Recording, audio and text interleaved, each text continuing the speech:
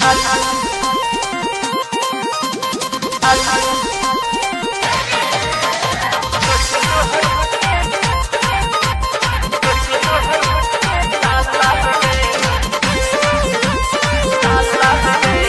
सुन रहे हैं एसके म्यूजिक स्टूडियो गुड़गांव की प्रस्तुति।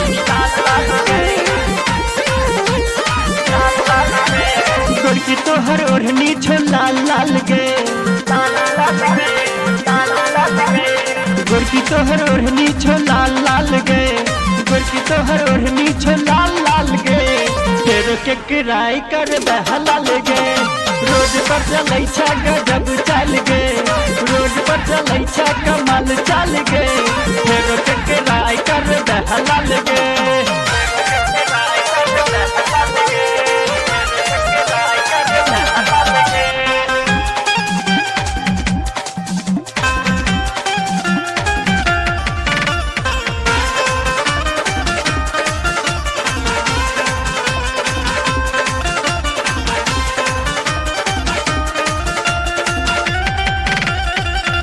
जे कॉलेज में तू करे छे पढ़ाई गे, छोरा सब अपने में करे छे लड़ाई गे, करे छे लड़ाई गे, करे छे लड़ाई गे, करे छे लड़ाई गे।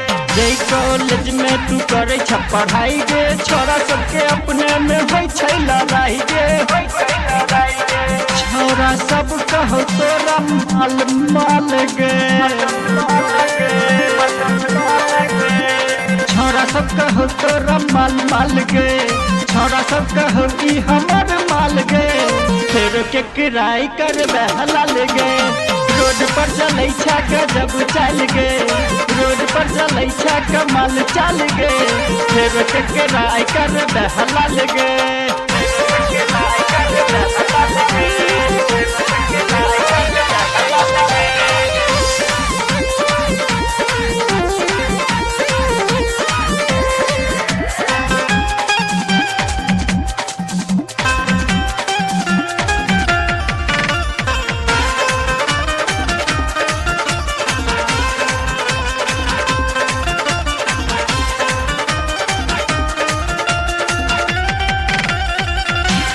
सुघर बदन छौ गे तोहर नहीं जोर छौ, बुढ़बो कहै माली हो बेजोड़ छौ, साचो बेजोड़ छौ।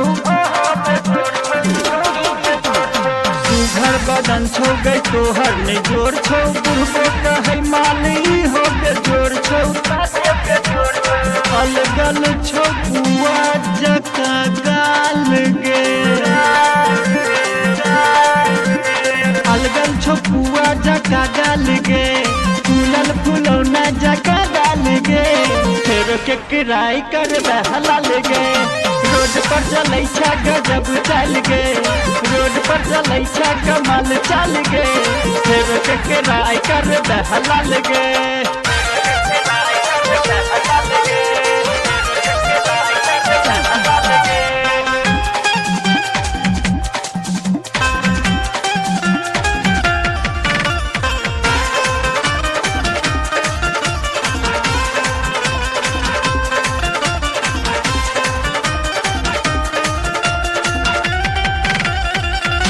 बनी ठैनी कए ना नहीं घूमई के पूची, नहीं तो न चले तो कोनो खुरलूची।